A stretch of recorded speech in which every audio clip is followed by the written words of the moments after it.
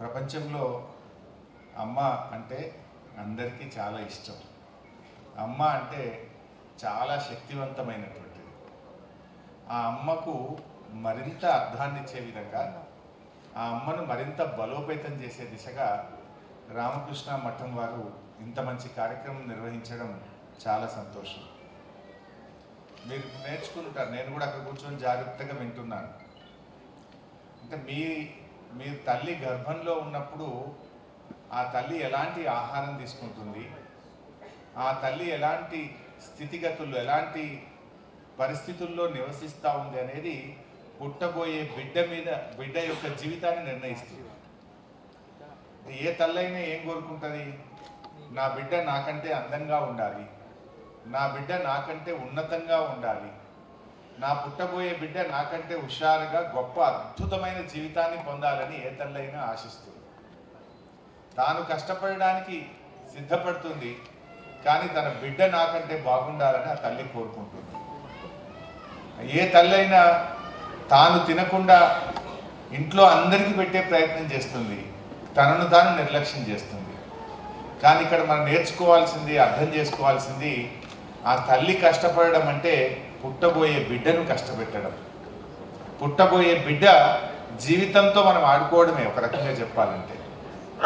ఇందాక డాక్టర్ గారు చక్కగా చెప్పారు, మొదటి క్వార్టర్లో అంటే రెండవ త్రైమాసికంలో పుట్టబోయే బిడ్డ యొక్క మెదడు వృద్ధి చెందుతుంది. ఆ మెదడు బాగా వృద్ధి చెందితేనే కదా వాడు హుషారుగా ఉండేది. అంటే మీరు ఏం తీసుకోవాలి?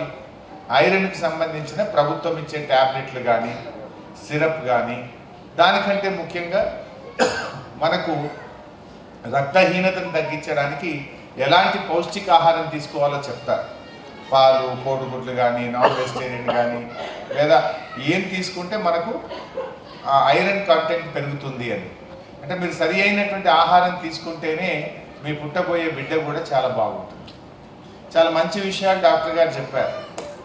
అంటే ఒక పిల్లవాడిని రూమ్లో వేస్తే ఎట్లా చూపించారు అంటే, తల్లి ఆ 9 నెలలు గర్భంలో పెంచినప్పుడు తల్లి యొక్క ప్రభావం, ఆ తండ్రి యొక్క ప్రభావం, ఆ కుటుంబం యొక్క ప్రభావం పుట్టబోయే బిడ్డ మీద ఉంది. అంటే ఆ తల్లికి శారీరక మానసికమైనటువంటి వృద్ధి జరగాలి. అంటే గర్భంతో ఉన్నటువంటి తల్లి మానసికమైన ప్రశాంతత కావాలి, శారీరకంగా ఎదుగుదల కావాలి. శారీరకంగా ఆ తల్లి బాగుండాలంటే పౌష్టికాహారం తీసుకోవాలి. మానసికంగా బాగుండాలంటే మీకు ఇంట్లో రోజు గొడవలు, అత్తామామలతో గొడవలు, భర్తతో గొడవలు, లేదా ఇంకా పని ఒత్తిడో, మీరు ఉద్యోగం చేసేటప్పుడు ఆ ఉద్యోగం చేసే దగ్గర మీ యొక్క సహచర ఉద్యోగులు కానీ మీ బాస్తో ఉండే ఇబ్బంది కావచ్చు. అదంతా కూడా ఏమవుతుంది?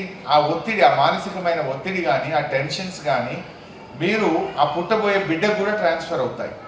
మీరు ఎంత ప్రశాంతంగా ఉంటే ఆ పుట్టబోయే బిడ్డ అంత ప్రశాంతంగా అద్భుతమైనటువంటి జీవితాన్ని పొందగలుగుతారు. అందువల్లనే మీరు గమనించుంటారు, మన కేసీఆర్ గారు అప్పట్లో ఒక ప్రోగ్రాం తెచ్చారు, కేసీఆర్ కిట్ అని.